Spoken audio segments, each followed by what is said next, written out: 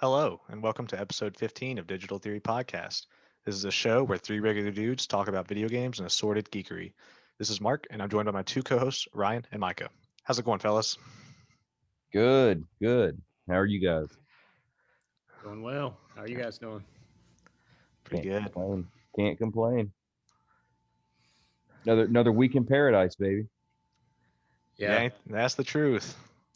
Thus far, Mike and I have survived we've dodged the snowstorms. Mark, I think you've got a little bit of it.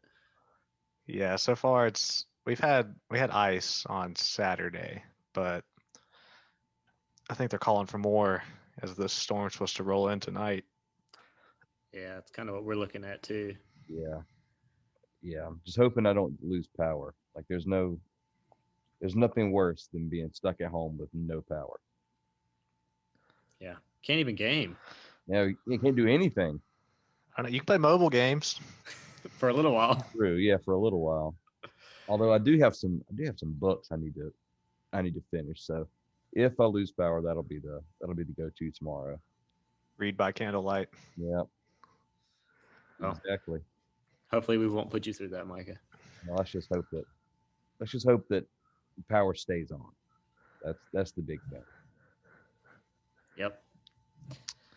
Well, anyone got any news they'd like to start us off with? I think Micah's got the most this week, so let's roll with him. Yeah. So um, there was just a lot of exciting things that happened this week. Uh, Two are from games that I'm not ashamed of being a fan of, and then one is, of course, it's almost like a theme now. I have to update on Xbox apparently, but so I'll go ahead and I'll start with that one. There's some news out of the Xbox world, and you guys are no stranger to the fact that I really, really like my old games. Um, that backwards compatibility is super important to me. So this news for Microsoft is pretty exciting. So this was on Eurogamer, and Microsoft announced today that it is bringing a new improvement to the backwards compatible system that they have with the Xbox Series X and Series S, and it's called Xbox FPS Boost. So they're doing it with certain titles. They're targeting it. They can basically, without any work on the developer's end or without the user having to install an update, they're able to literally boost the FPS of certain games.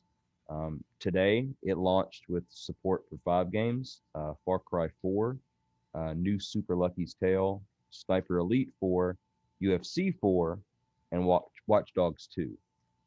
Microsoft says that they're going to gradually expand it to other games, obviously targeting games that are going to be available on Game Pass.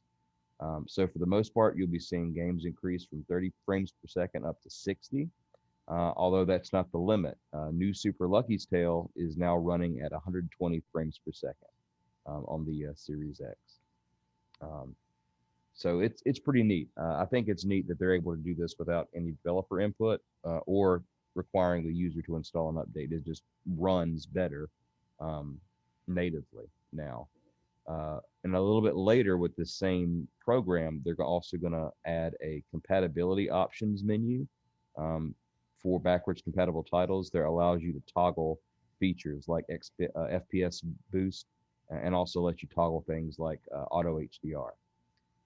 So Microsoft putting a lot of work and focus on their backwards compatibility, it seems.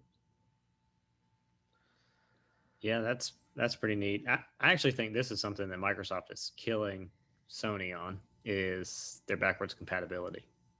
I mean, basically Sony's just rolling out backwards compatibility for PS4 games, but Microsoft's taking it to a new level. Yeah, yeah, I agree. Sony has always been kind of um, just not quite as dedicated on backwards compatibility.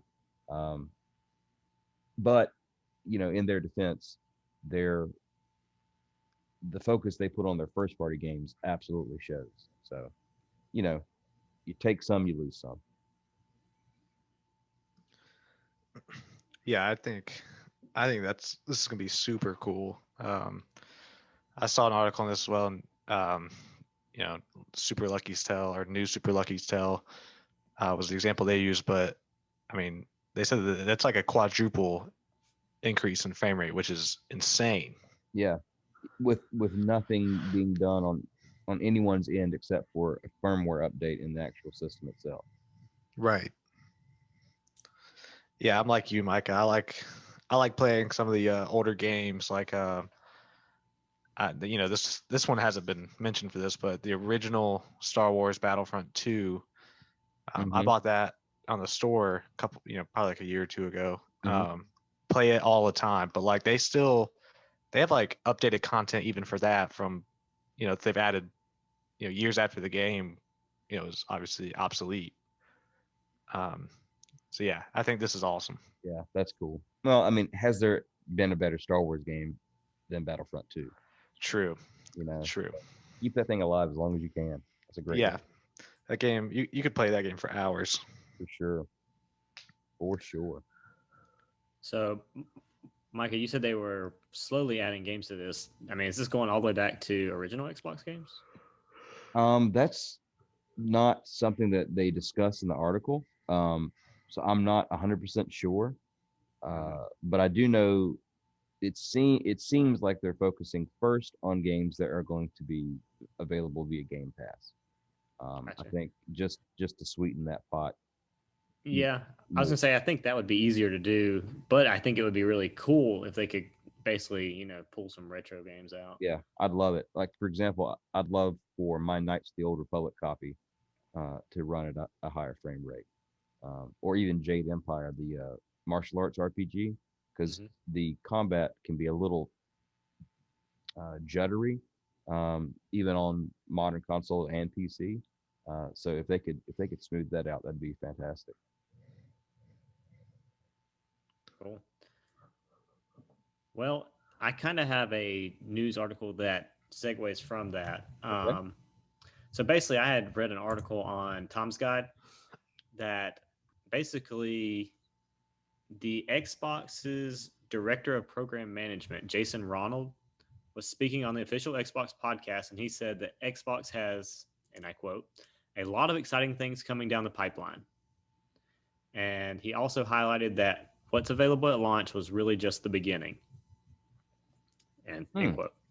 So, what I kind of find interesting is he did not indulge in kind of what was going to come. So, obviously there's a ton of comments on this thing where people have like shared what they thought would be coming.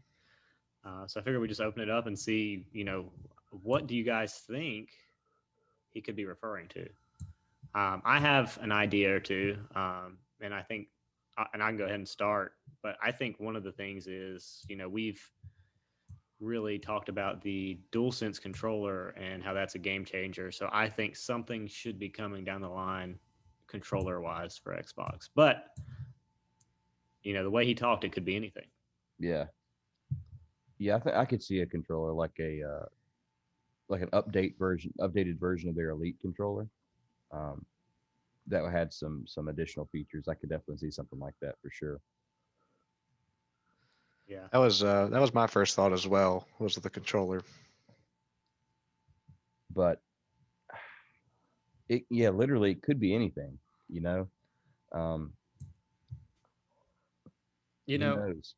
I I think one obvious thing, yeah, when I think about it is graphics are bound to improve on these consoles. I mean, these things just rolled out, so developers are going to get their hands on it and really start to. I mean, look how long it took for the last generation to really shine. Yeah. So I think that's an easy one to say that this may be just the beginning of this. You know what I mean? Mm-hmm.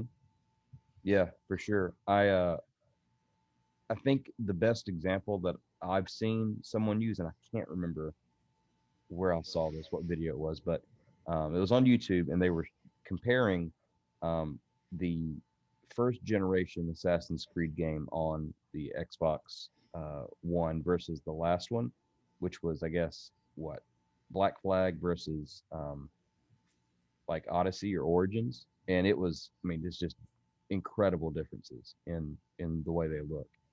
That's obviously a third party game, but like you said, as developers get more experience and practice on these new consoles, yeah, it's, I mean, anything could happen.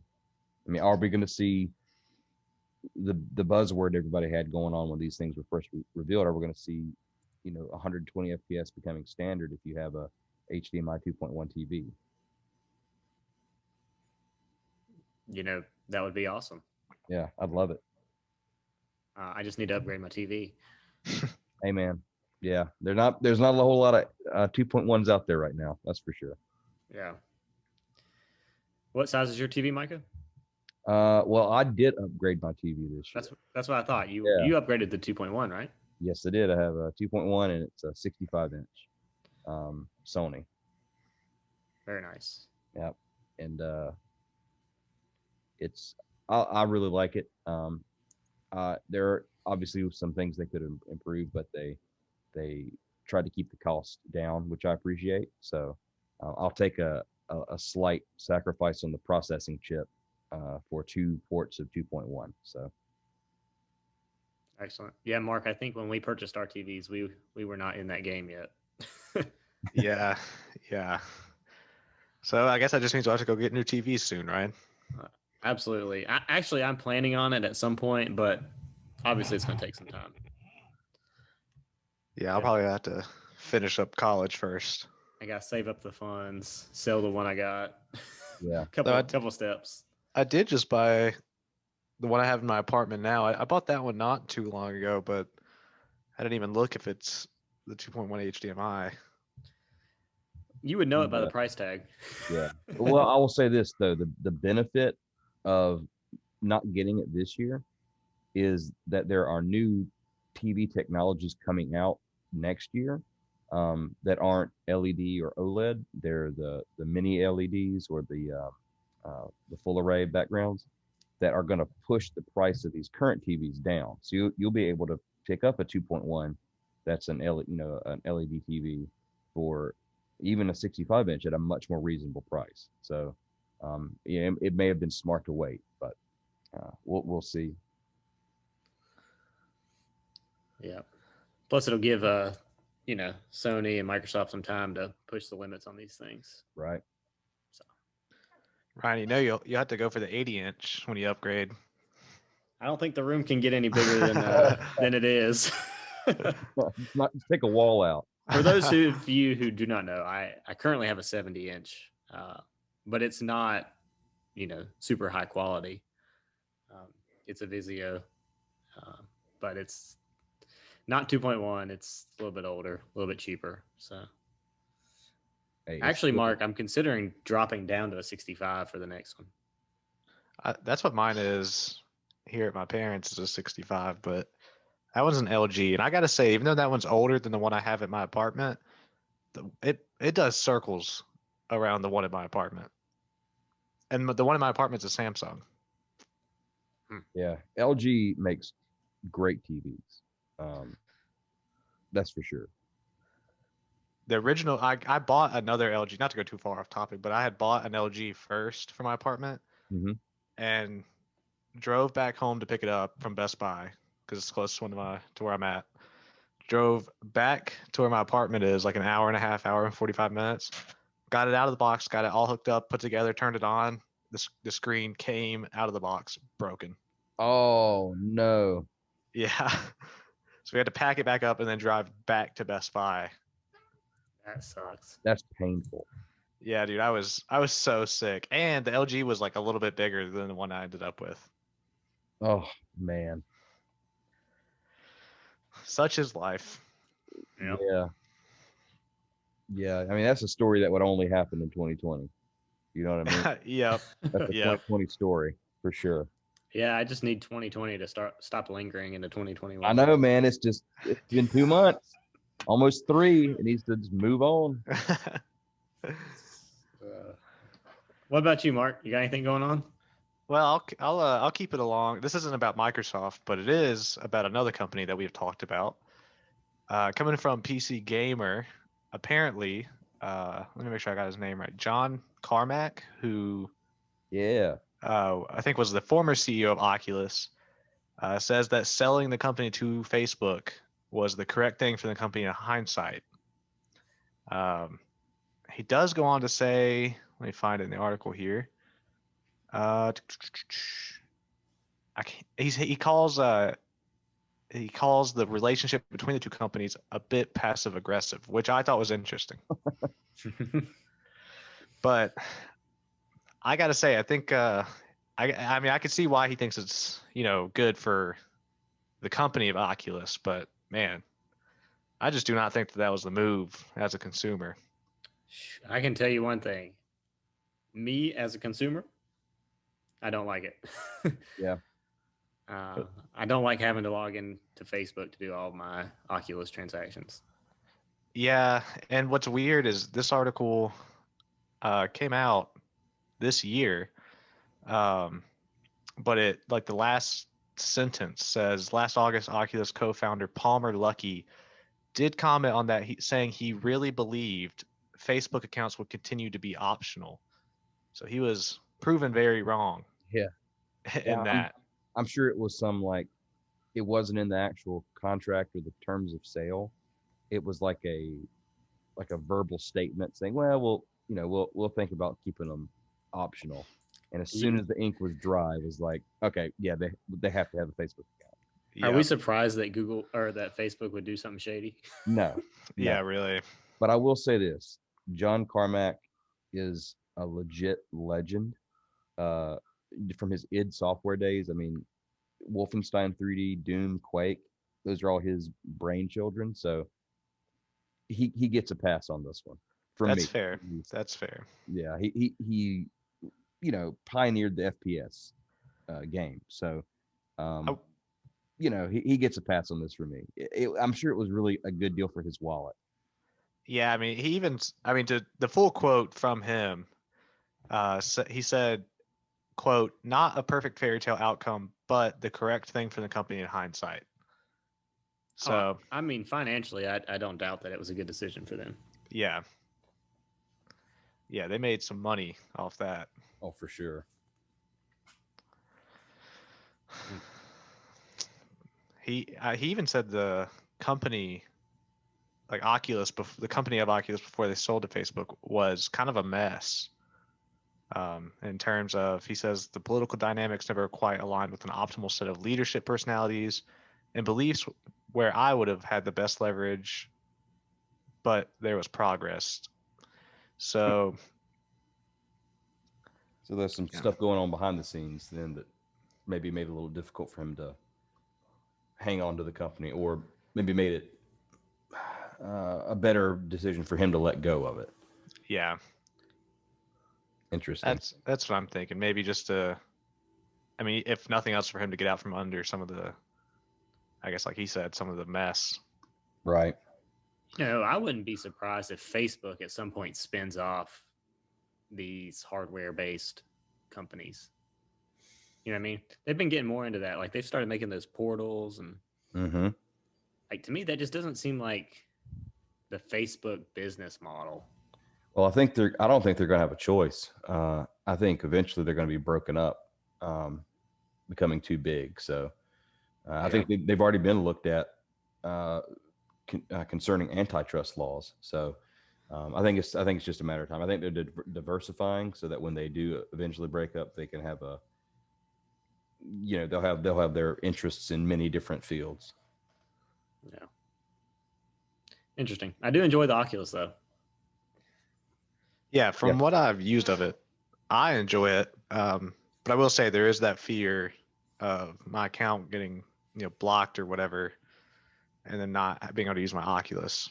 That has to be, there has to be a legal problem with that. That if they can just arbitrarily ban your account and then the physical device you purchase no longer works, there has to be. That seems like a very shaky ground for them to be on legally. Yeah, I agree. Well, once again, time will tell. Yeah. It always does. Speaking of time telling, how's this for a segue? All right. I like it. So I don't know where it's going, but I like it. Hey, listen, you know me and my old games. Okay. So there was a Nintendo Direct today. And this is the news that excited me the most. before recording time, but a old school gem of my youth, a Square Enix, well, actually, at the time it was SquareSoft RPG from 1999. Legend of Mana is getting a remaster on the Nintendo Switch, and I cannot be more excited for this. Secret of Mana is by far probably the most popular and the most favorite of the of Mana games. But the Legend was just, I think it's because it was 99. It was, I was in middle school, kind of the height of my RPG days. That was when I discovered Final Fantasy VII and Final Fantasy VIII. So this just kind of fits into that nostalgia niche for me. So they got a remaster coming at some point in the next few years. So super Yeah. excited about that. Yeah, I don't know this game at all, but I just was looking it up while you were telling me about it. It looks like someone made this game after they ate some mushrooms or something. Oh, it's trippy. Yeah, it's incredibly trippy. Like there's like an each each story is almost like a side story. Like each side story kind of just blends into the next one. And then the world map mechanic is really interesting because you find pieces of it and you actually place them on the world map, like locations on the world map. So you kind of are building out your own overworld. It's super interesting. But yeah, the art style is you could say inspired probably by some psychedelics for Yeah. sure. Yeah, definitely. So, Micah, did you ever play the? I think it was the SNES remake, like the SNES Classic, Of the like the console remake that they made with like all the games digitally loaded on it. no, I never did play that. I thought about getting it, but I ended up not getting it, and I kind of kicked myself about that. Well, I can't remember if it was the SNES remake or it might have even been the NES remake, but my buddy got one of them, and it had one of the of Mana games. It may have been. Is there one Secret of Mana? I've been Secret of Mana, yeah. It's that's by far I think everybody's favorite. Dude, I might be dumb, but I could not. Me nor him could figure this game out. Like we could not figure out what we were supposed. 'Cause if I remember correctly, it just starts you in the middle of some woods, Yeah, and we could not figure out where to go. But so that's the only experience I have with any of those games. But just like Ryan looking up the art style, it does look like a pretty neat game. The yeah, Legend of Mana, at least. yeah. They're just to me, they're just it's just the nostalgia itch for me. I think that's what really gets it.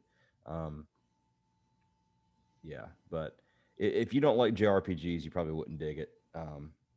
But it is a very it's a series of games that's very open. It doesn't hold your hand very much. Right. Hmm. So, did they say are they gonna update the looks of it, or is it gonna be Uh, looking pretty much the same? I think they're going to leave the at least the art style and everything, just leave it alone. I think the big what they what I noticed from the announcement today is that the big thing that they were talking about was the remaster. They completely rearranged the game's musical score.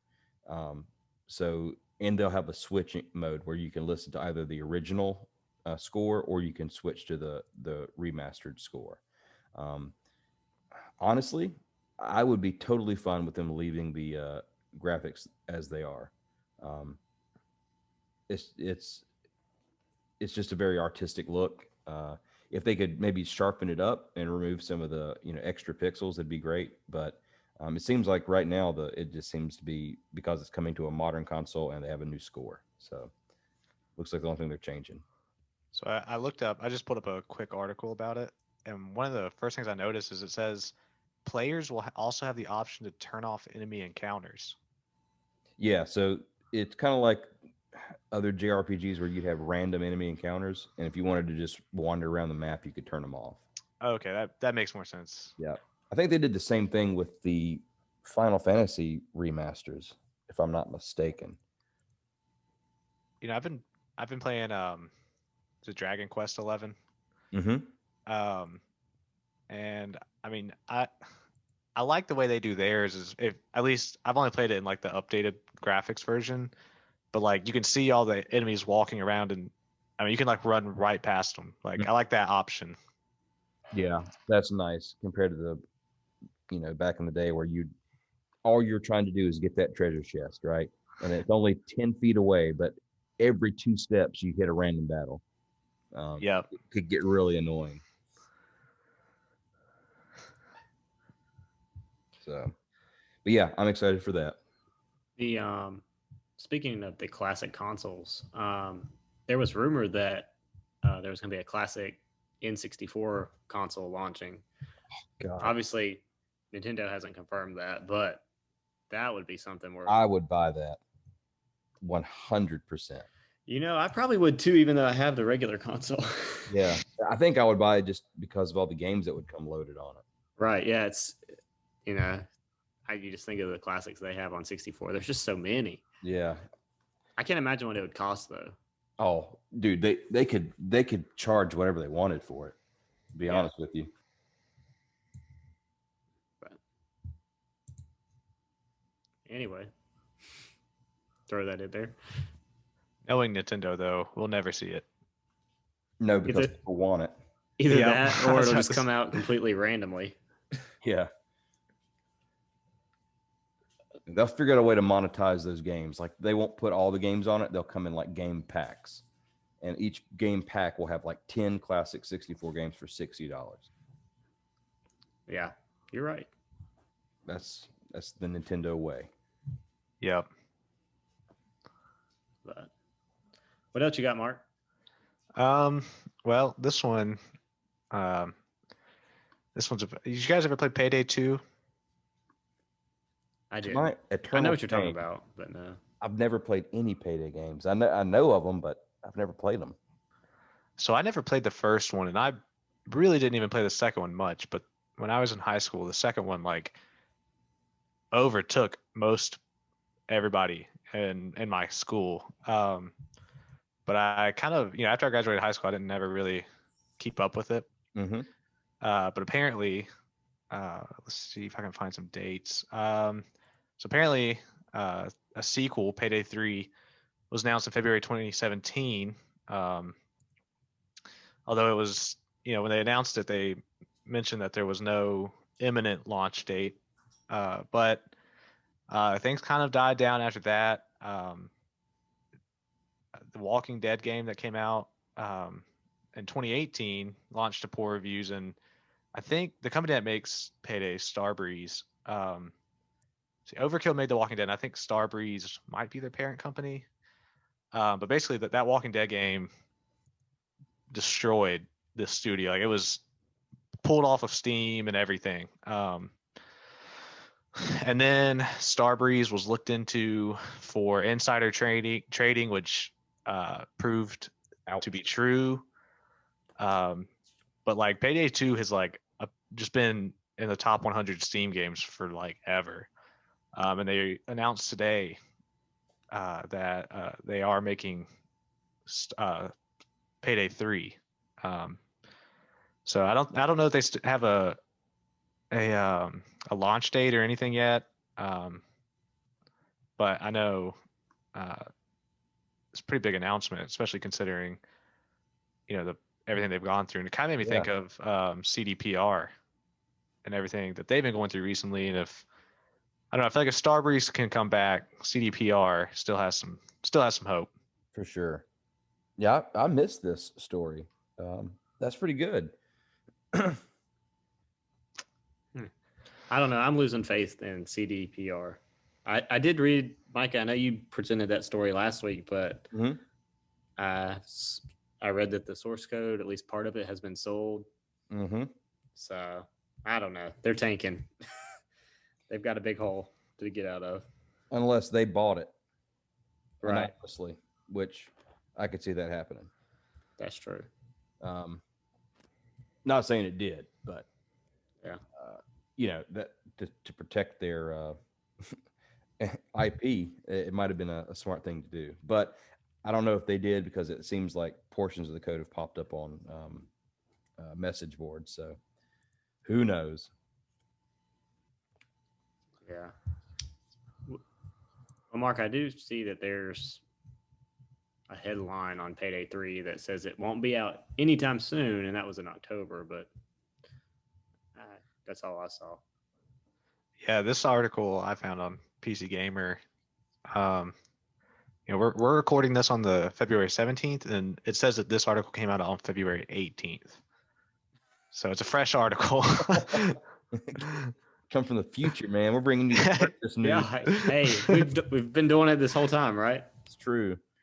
It's par for the course around here. Oracle, man.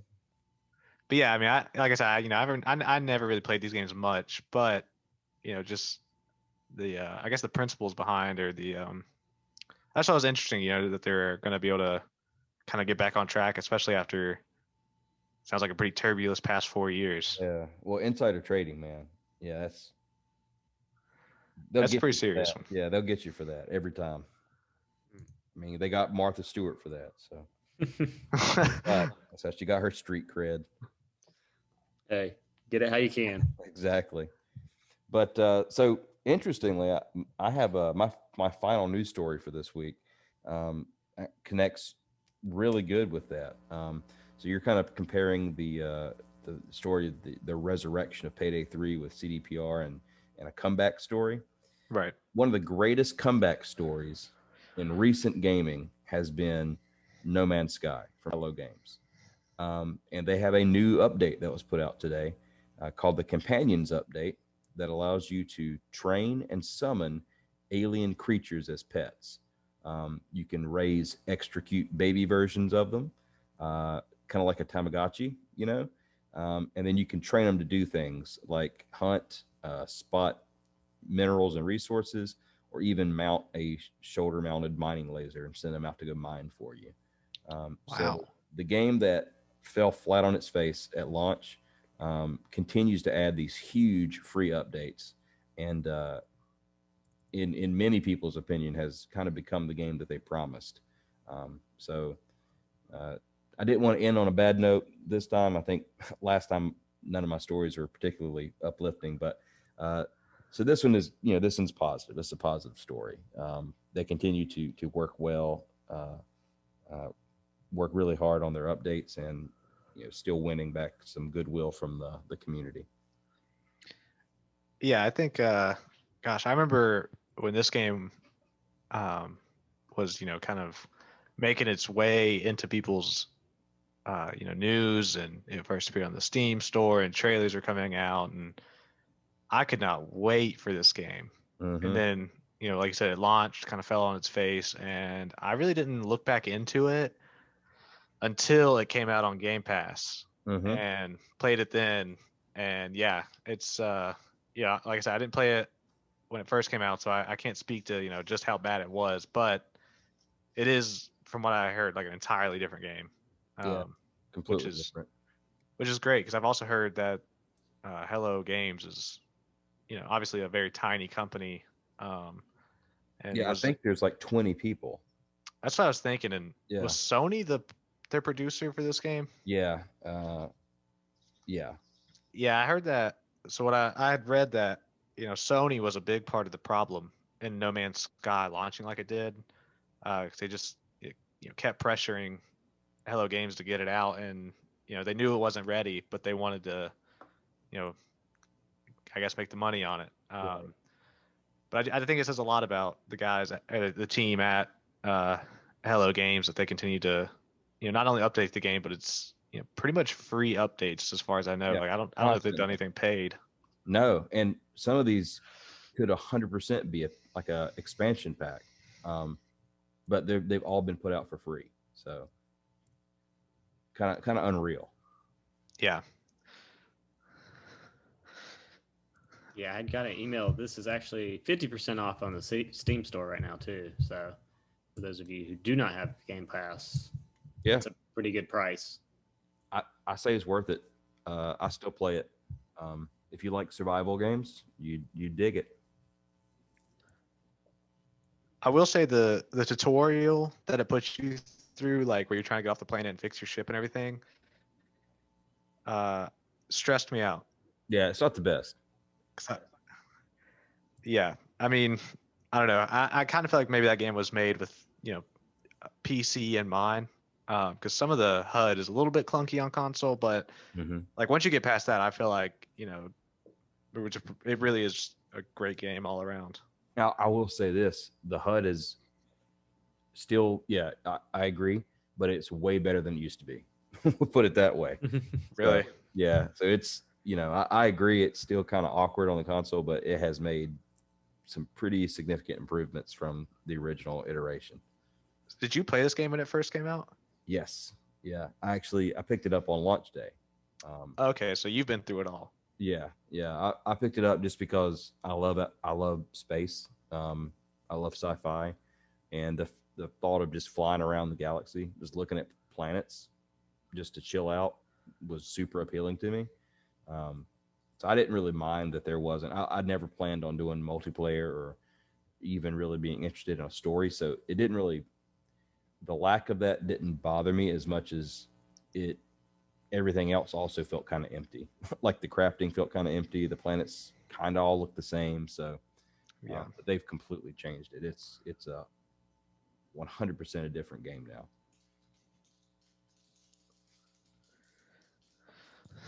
Yeah. Yeah, and now I can raise a baby space whale. So Yeah. What more do you need in Yeah. a game after that? nothing else is needed. I hope whoever's making this open world Star Wars game's taking notes. Yeah, take notes from Sean Murray and the boys over at and girls over at Hello Games. Yeah, I want me some Star Wars pets. Oh, dude, if I could have a little like the little bird creature that Jabba has in the palace, that's the one I want. The one that's always laughing. Yes. Yeah, that's the one I want. I don't know what it's called, but I want I know you guys don't play WoW, but they kind of have they have pets in WoW, but one of the pets you can get is like a squire, in it's like a kid that carries like your faction's flag with it. yeah, you got a little child labor going on, and WoW. Not to take away from No Man's Sky, but I want a Mon Calamari squire in a Star Wars game. Telling me it's a trap every time I fly my ship into something dangerous. That'd be cool. Dream big, fellas. Dream big. Gotta get out of here. That's all I got for news, fellas. I'm newsed out. Yeah, I'm newsed out as well. I've got one more. I know we've kind of talked about this one in the podcast before, so curious to see your take. But I saw that a new Call of Duty is coming out this year. Oh, anyone surprised? Not me. No, not at all. Man, I just maybe it'd be all right. I'm just not a huge fan of these quick turnarounds. Yeah, because it always feels like whenever somebody does this, it never works out the way they think it's going to work out. So, yeah, I've actually went years without buying a Call of Duty game because I got tired of this. The only thing that makes me hopeful for this one is the new consoles have been out for, say, a year or so at this point. So maybe there's enough change where they've been developing on that new console. Maybe. I think for me, because I've bought most of the Call of Duties kind of year after year. I'm a big fan of FPS games, and also it's just an easy game, jump in with friends and everything. But I mean, this game's the game now is the Cold War. Like, I don't know, they've done Vietnam, they've done modern shooters, done obviously World War II, World War I's been done, now the Cold War. I'm thinking, give me something interesting, man. Give me the Revolutionary War. Yeah, quick scope with a brown vest must. That's what I want to see, man. I will pay top dollar. I'll buy the biggest package you can get pre-order wise. Edition. Yeah, dude. I want a General Cornwallis bayonet. If they would do something like that as a quick turnaround, they're just totally something different. Which, I mean, obviously, realistically, I doubt that would be a big seller. But that would be enough that I would be like, okay, you know what? I'm ready to buy another Call of Duty a year So, later. so I'm gonna pull a Micah, and I'm just gonna give you some more bad news, Mark. Um, but the leaks suggest that it's going to be a World War II sequel. Yeah, I don't know, man. I think I'm out then. I just feel like I feel like, I mean, don't get me wrong. I love the history of World War II, and I understand why this is like why World War II is like the one that everyone goes to. But come on, man. I feel like I've played enough. I've seen World War II over generations of consoles. Like I don't need to see Yeah. Germany blown up anymore. I don't need to storm Japan in the campaign anymore. Like Yeah. Yeah. I think, This was a hot topic for Mark. yeah. hey, look, Got me a little revved up, man. I'm with you. I'm 100% with you. I think the World War II setting is played out. But I will say this. I looked this up, Ryan, when you mentioned it, and there's an article from Screen Rant that's obviously wrong from a day ago, but they said that the setting that they had read about that was like was the Korean War, and I would have been 100% Yes. about the Korean War. Yes. Um, yeah, I mean, I don't know, man. World War II, it's safe.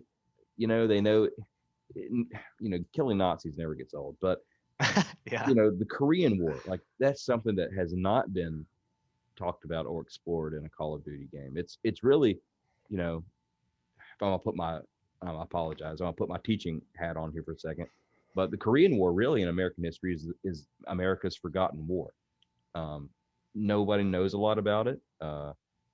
If you ask a regular person on the street, when was the Korean War and what was it about? Most people would not know the answer to that. So, there's something to be said about exploring lesser known history. So, yeah, the World War II, I'm with Mark. It's just kind of played out. Yeah, Well, sorry, Ryan, go ahead. no, I was like, go ahead. I was gonna say, back when they first were teasing Cold War, um, I sent my buddies like back before we knew what it was gonna be set in the Cold War. I sent my buddies a text talking about how cool it would be if they had started if it was gonna be in the Cold War, start the campaign in the 40s Mm-hmm. and like right on the heels of World War II, and end it in the 70s. Like you could go through all through every, or maybe not even 70s. You could go even to the fall of the Yeah, you can of go the Berlin crazy, Wall. really. Yeah. Like that, I think that would have been super cool. So when they did announce that it was a Cold War, I was pretty excited because that's something new. Like I'm with you, Mike. At the Korean War. Yeah. Like, I mean, I don't know. Kind of disappointed to hear that it's World War II again. Well, it's not confirmed, but that's Right. what Right. the leaks and is rumored to be. So Well, there's knowing still hope. Activision. Is this Activision doing this one? Let's see. Yes. Sledgehammer Games, it looks like. Is it Oh, Sledgehammer? Sledgehammer. Yeah. Well, didn't they do World War II? Yeah. Well, then that would make sense. Yeah. So sorry, Mark. Well, you win some, you lose some. Who knows? Maybe. I mean, I'll get a pet in No Man's Sky. So There you go. Maybe you'll get a pet in COD 21. I guess stranger things have happened. Yeah. So, Mark, to kind of play off of what you said earlier about the Revolutionary War, I knew I had played a game like this, and I couldn't remember the name, but I just found it. Have you ever heard the game Darkest of Days? I don't think so. All right. Look it up. This is what you're looking for, man. It's a first-person shooter set in the Civil War. Okay. It was for 360. I remember I was working at the video store at the time, and I took it home one night before we got like a snowstorm. Rented it, and it it plays as you would think a first-person shooter set in Civil War would play. Now, That's awesome. was it any good, Micah? Listen, I don't want to say that it wasn't good because it's so crazy. Like you're basically playing as a soldier who's time traveling through time. Yeah, I was looking up images. So, Like that doesn't look like a yeah. musket. So you go to the Civil War, you go to like the Old West, you go to World War I. Like it's insane. So I'll say for the sheer creativity of it, that I liked it. I mean, it didn't look great even on the 360, but Well, it was different, you know. it's probably on Game Pass. Or will be. Yeah. If they put this on Game Pass, they're trolling somebody. Like, there's no other reason why this would ever be on there. You know, But it'd be amazing. back on the back in the 360 days. Speaking of Civil War, the History Channel had a Civil War video game that I played. That's right. I forgot about that. Now it didn't look good back then, and it doesn't look good now. But I don't know, man. I loved it.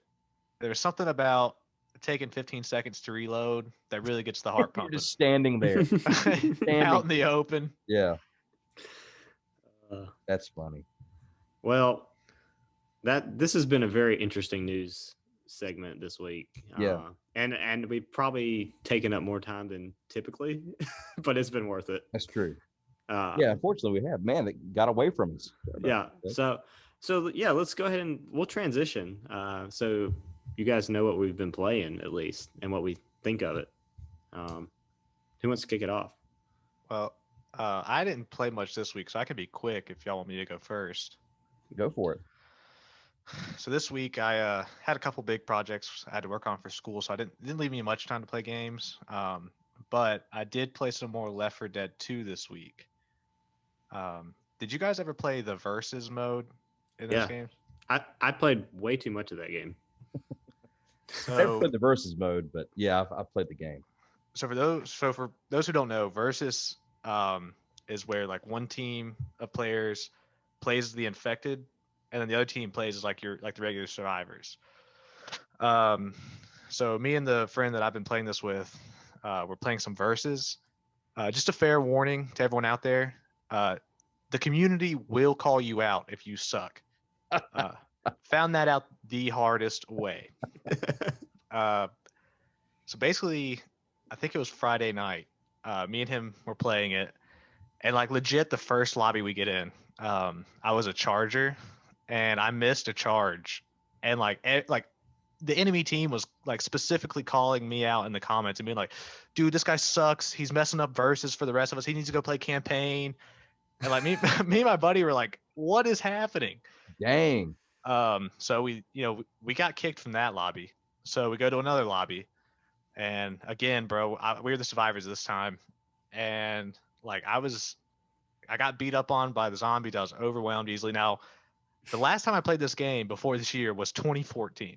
Yeah. So I thought I'd have a little bit of slack there, but no slack. Again, these dudes were like calling me out by name, telling me I just needed to uninstall the game. I sucked. I needed to leave it to the real players and everything. All this stuff. And like, I mean, I would try to explain like we're new to the game and everything.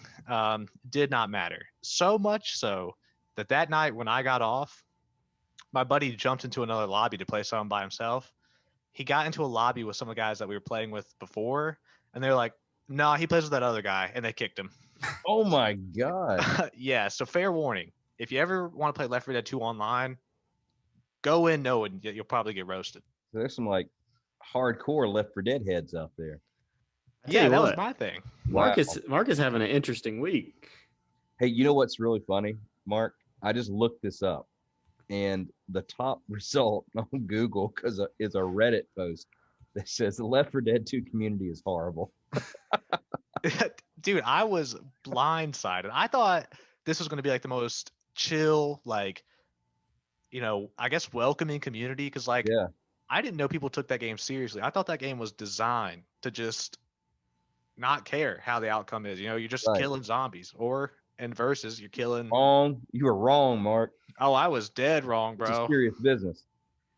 I've actually started watching videos of like pros playing versus so I can figure out what to do so I can actually play the game. You get some acceptance from strangers online. Yeah, bro, I need Oh my validation God. for my Left 4 Dead 2 skills. Man, see, this is why I don't play online games. This is exactly why I don't play online games.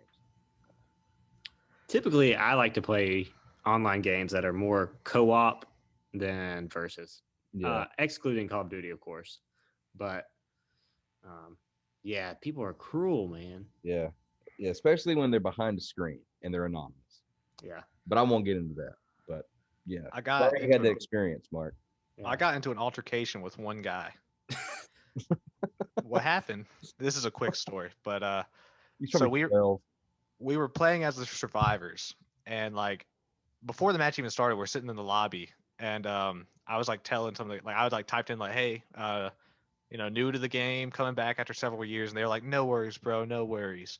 So we're playing, and we kind of get swamped with some zombies. Like we're at a good choke point for the infected, so we're like fighting them off, and I'm getting like beat up pretty bad. And like they're yelling at me in the comments, and I'm like, I'm trying, like I'm promising you, I'm doing my best right here. And we get out of that, and one of the guys throws me some pills, which again, if you don't know, those give you like a temporary health boost.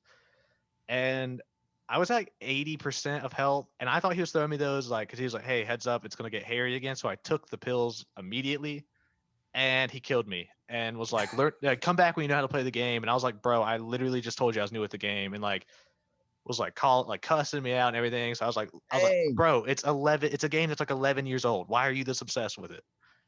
But other than that, it was hilarious. Other than the screaming match you got into with a stranger. Yeah, Oh I my wasn't proud of it, God. but Hey I felt man, like I look, felt like I had to defend my honor at that yeah, point. sometimes you have to, man. Sometimes you got to step up. Yeah, I couldn't let him walk away thinking he could just team kill me and get away with it. Exactly. Mm. Screw that guy. If you're listening, don't pull that stuff again. Oh, Mark, I appreciate the support. we really appreciate the insight on this. Hey, I figured I'd go through it, so if you guys ever wanted to, you'd have a heads up. Dang. Thank you. Yeah. Well, you just solidified the fact that I will never play Left 4 Dead 2 multiplayer You're ever, not missing out on much, man. ever, unless it's just a party of people I know. Yeah, That, you have a full team on both sides of people you yeah, know. exactly. But yeah, that's been it for Hopefully me my this week. job.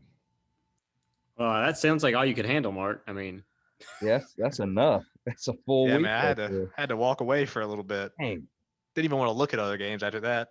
they got me heated. you just take some time off, okay? Yeah, I think I need some R&R after that. Man. Oh, dang, Mark. Well, Micah, you want to go? You want me to go? Uh, I'll go because I haven't played anything new.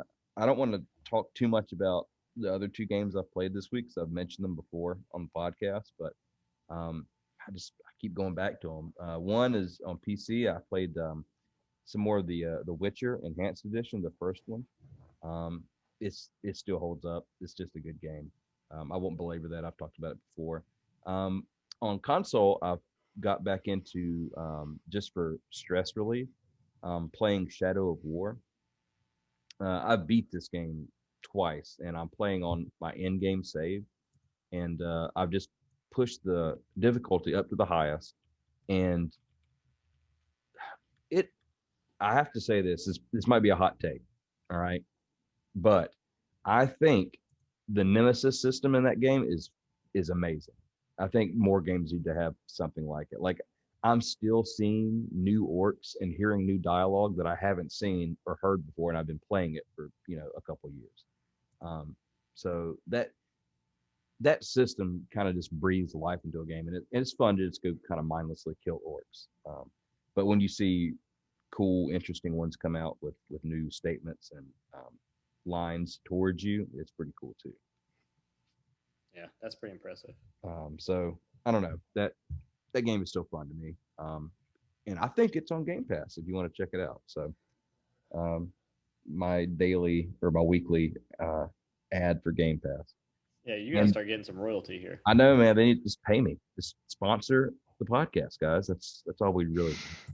Um, the other game I've been playing is I've mentioned this game before.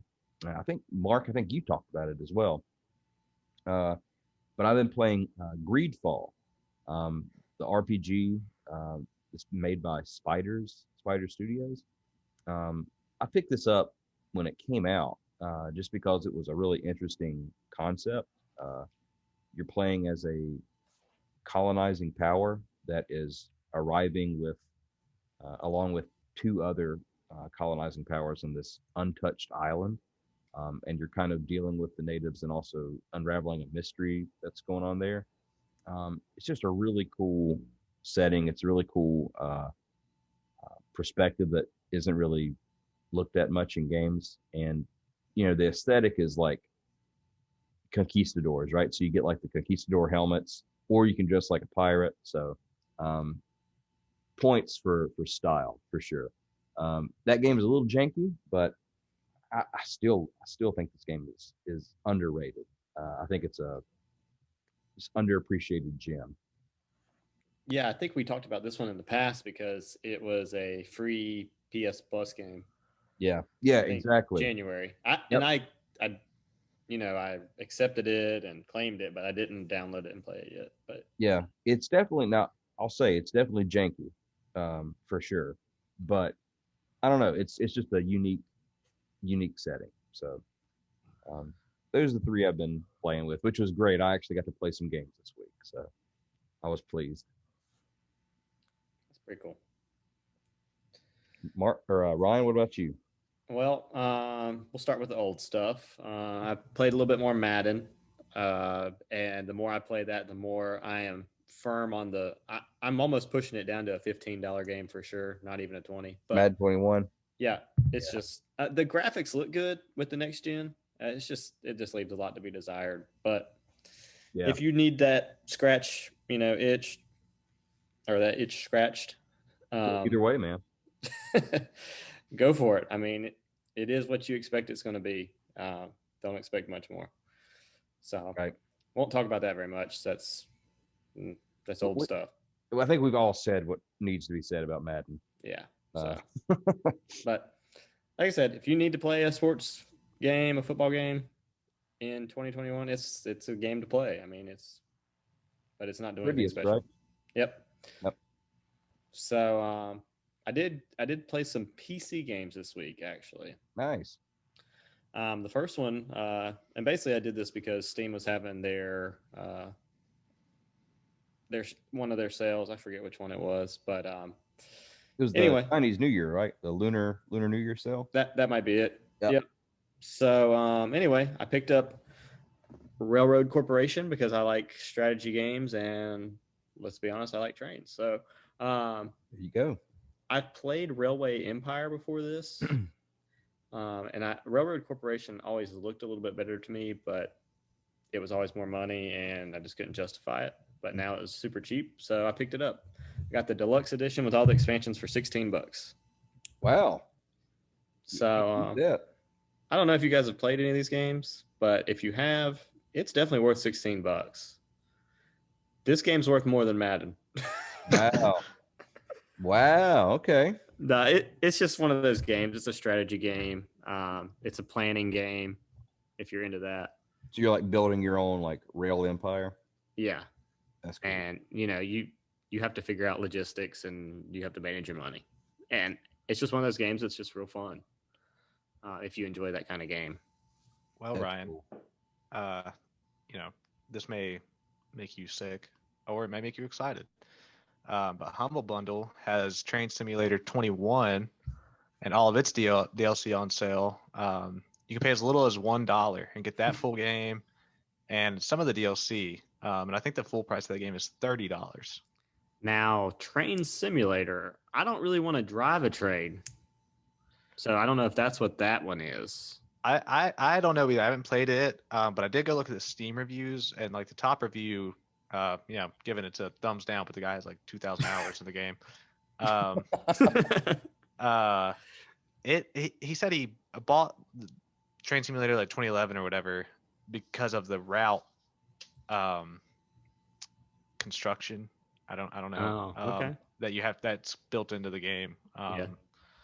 So I don't know if that interests you or not, but yeah, I have to look into it. I don't want to like drive a train around. I have no desire to do that. It's kind of like that truck simulator game. People play that and stream it all the time, and I'm kind of like, I don't get it. Yeah. But Just go drive on the highway. yeah. But I mean there's a market for everything, I guess. Yeah, But I guess so. it's not me. But I enjoy the strategy part of it. So if that's included in that, Might be pretty cool. You said it was well, the sale's over, obviously, but you said it was $16. Yeah.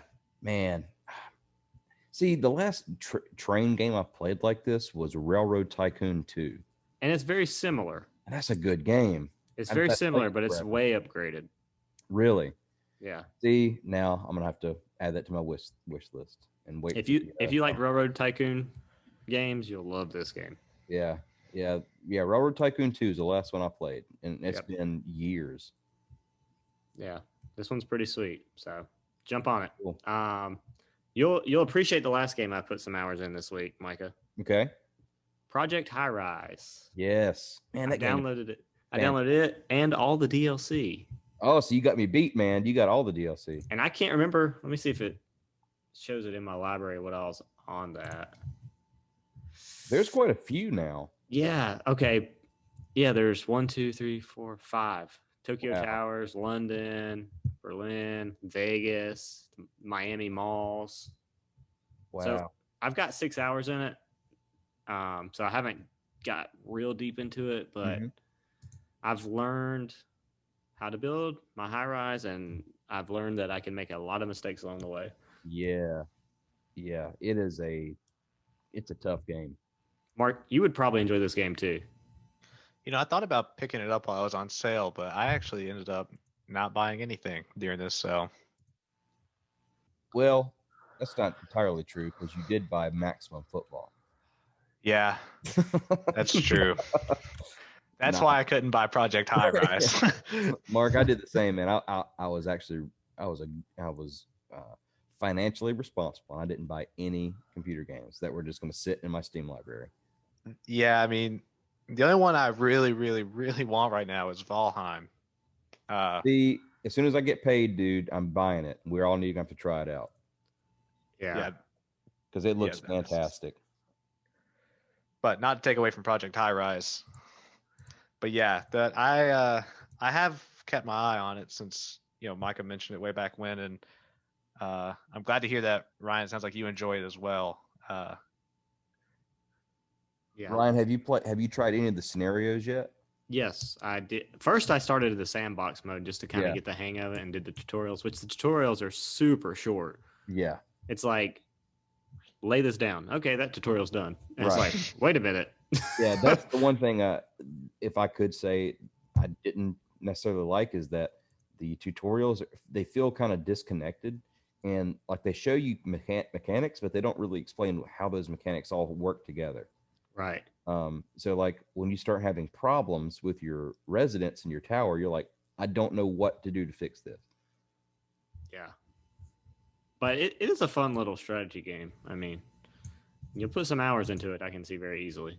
Oh, yeah, you get addicted. So have you done office buildings or residential buildings, or have you done like a shopping center? So in sandbox mode, I've done office and residential. Okay. And then in the scenario, I've done primarily office. Yeah. Because I'm still learning it. So yeah. It's difficult because your residents will complain about it being too noisy. You don't have enough scenery. I mean, food options. Yeah, it's services like copy services and printing services. Yeah, all while managing your budget. So yeah. I do wish that the budget was a little bit more clear. Yeah, it's not. You're either in the green or in the red. Yeah, and there's not a lot of detailed information to tell you like why you're in the green or red. Yeah. So I'm constantly just trying to. When I'm in the red, I'm like, what can I do to add revenue? Yeah, exactly. But it's not. It's so far it seems pretty good.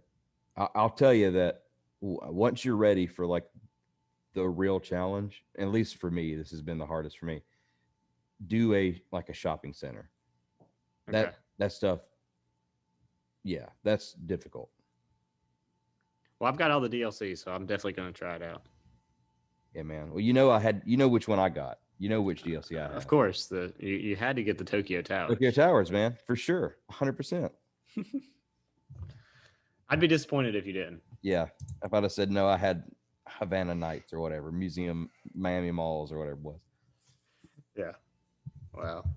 Well, that's all I've been playing though. But it's been a good week. Got a lot in it, so. Yeah, that's cool.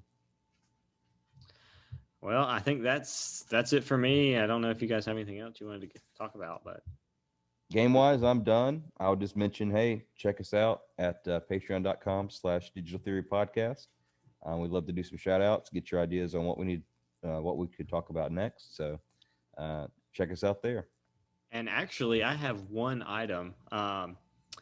This person's not a Patreon, but I'm going to give a shout out to him. And you guys weren't aware of this, but Okay. I logged into our hosting platform to just look at the stats, and we have a listener from Germany who tuned in this week. So Wow. obviously we don't have personal information, we wouldn't give it out, but Right. it just says there's one listener from Germany. So glad you tuned Dankeschön. in. Dankeschön. Glad you tuned in. So keep it up. I don't know. It doesn't give me the stats yet on which episode. So if you're on episode 1, maybe you'll finally get to hear your shout out. What episode are we on now? 15? 15. Yeah. So just a month, maybe, for when you logged on originally. Unless you're a hardcore digital theory head and you listen multiple times a day. Right. Or you could have just jumped into the latest episode, in which case, welcome. Yes. And you have plenty of great content to go binge through to get you through your work day, your commute to school, wherever you might be going. If you have an ice storm, as long as your power doesn't go out. Yep. Yeah, you got 3 sultry, manly voices to keep you company. Yeah. Yeah. Take it down an octave. Make it real slow. We're here for you, Mr. Germany. That's exactly right. Or Mrs. Germany. That's true. Yeah, man. Well, let's not scare them off. Yep. That's enough for mine. Yeah, we're getting a little too clingy. Yeah, it's enough for mine. All right. Well, you guys have a good week. Watch your approval. Bye. You guys have a good week. I'm heading out. All right. Talk to you in a bit. Have a good one, guys. Bye.